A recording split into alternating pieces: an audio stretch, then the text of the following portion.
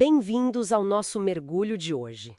Vamos analisar um caso civil brasileiro bem específico. Olá, vamos lá. O foco é indenização por dano moral. A gente tem aqui um relatório detalhado, né? Isso, um caso real, com todos os detalhes do processo. E a nossa missão aqui é tentar entender como a justiça lida com aqueles danos que, bom, não são grana, né? Tipo sofrimento emocional, reputação arranhada. Exatamente.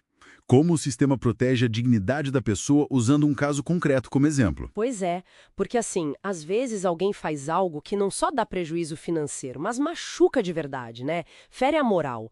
Como é que a justiça tenta reparar algo que nem dá para medir direito em dinheiro? É isso que a gente vai investigar. Um desafio constante para o direito, sem dúvida. Bom, o caso é um procedimento comum cível.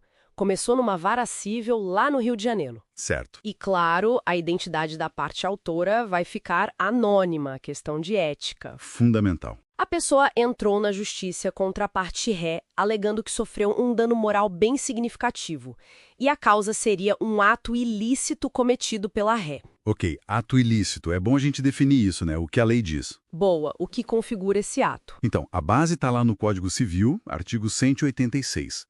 Ele é bem claro, sabe? Comete ato ilícito que, por ação ou omissão voluntária, ou até por negligência, imprudência, viola um direito e causa dano a outra pessoa. E o ponto-chave, mesmo que o dano seja só moral. Ah, então não precisa ter perdido dinheiro. A ofensa, o sofrimento já bastam, né? Exatamente. Pode ser a honra, a imagem, a paz de espírito. Isso já configura o dano moral que pode levar ao ato ilícito. Essa é a base da reivindicação nesse caso. Entendi. Aí, claro, veio a defesa, a parte ré. Contestou tudo, imagino. Sim, negou ter cometido qualquer ato ilícito e mais questionou o tal do nexo causal. Ah, o nexo. A ligação direta entre a ação e o dano? Peça-chave. Isso. Tipo, olha, mesmo que eu tenha feito X, não foi isso que causou o dano Y. E também disse que, na verdade, nem dano moral existiu. Ou seja, a briga ficou centrada nesses pontos. Houve ato ilícito, houve dano moral de fato e uma coisa levou a outra. Exato. E aí começou a fase de provas, né? Documentos, testemunhas, aquela correria para tentar provar cada lado da história. E aí o tribunal teve que, desenrolar isso, analisar as provas e decidir. A conduta da ré se encaixa mesmo no artigo 186 e, principalmente, essa conduta foi a causa direta de um dano moral que ficou comprovado para a parte autora? Certo. E se a resposta fosse sim para tudo isso? Aí entra o artigo 927 do Código Civil. Ele diz que quem comete ato ilícito, definido no 186, fica obrigado a reparar o dano. É uma sequência lógica, sabe?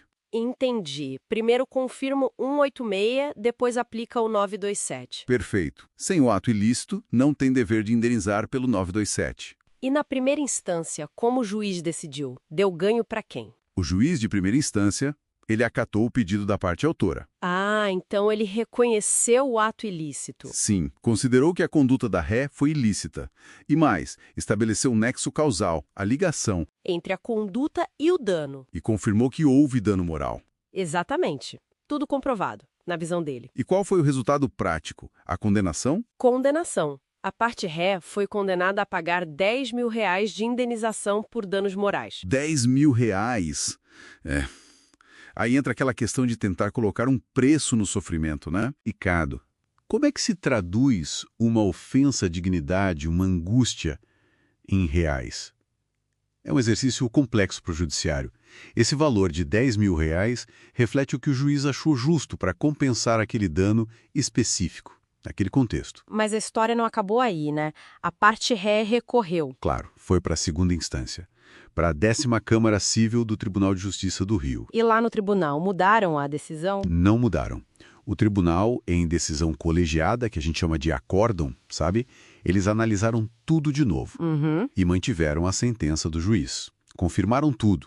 Disseram que os artigos 186 e 927 foram bem aplicados, sim. E o valor? Mantiveram os 10 mil? Mantiveram. Acharam adequado para as circunstâncias do caso, para os critérios que eles costumam usar. Isso mostra uma certa consistência, né? Entre as instâncias. Certo. E depois dessa decisão do tribunal, ainda cabia mais recurso? Nesse caso específico, pelo que consta no relatório, não. As possibilidades de recurso se esgotaram. E aí o processo chegou num famoso trânsito em julgado. Ah, o trânsito em julgado. O que isso significa na prática? Fim de jogo. Exatamente. Fim de jogo. A decisão se torna definitiva, imutável.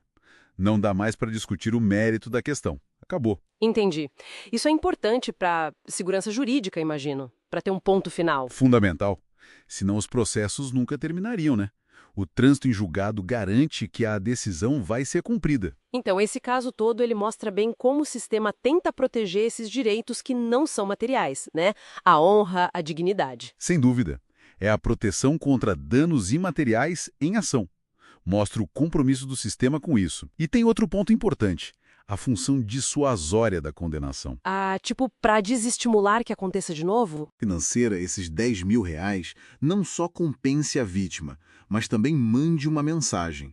Uma mensagem para a parte condenada e para a sociedade em geral. Olha, esse tipo de conduta não é aceitável e tem consequências. Faz sentido e fica muito claro também como as provas são essenciais, né? Cruciais, sem conseguir provar o ato ilícito, o dano e a ligação entre os dois, A ação não iria para frente. dificilmente. O direito trabalha com fatos provados. Documentos, testemunhas, perícias, tudo isso é fundamental. E é legal ver como conceitos que parecem abstratos, tipo ato ilícito, dano moral, viram algo bem concreto no final. Viram a indenização de R$ 10.000. Exato. É o judiciário tentando dar um valor para o que não tem preço, refletindo a importância que a nossa Constituição e as leis dão para a dignidade humana. Bom, para a gente resumir, então, o nosso mergulho de hoje. A gente viu um caso de dano moral desde o começo, Aham. a alegação baseada no artigo 186, a defesa contestando, a decisão de primeira instância definindo um valor A confirmação em segunda instância aplicando o 927. e o fim do processo com trânsito em julgado. Tudo isso para proteger um dano que não é no bolso, mas na moral da pessoa. Perfeito. Ilustra bem o caminho processual e a lógica jurídica por trás da reparação do dano moral. E fica talvez uma reflexão para quem nos ouve, né? Manda. Essa tentativa do sistema legal de colocar um preço em coisas como sofrimento, ofensa à dignidade, é uma ferramenta necessária para buscar justiça, claro. Mas o que isso nos diz sobre os valores da nossa sociedade? E sobre os limites da própria reparação jurídica? Será que dinheiro realmente compensa certas feridas? Boa pergunta. Dá pano pra manga, né? Fica aí a reflexão.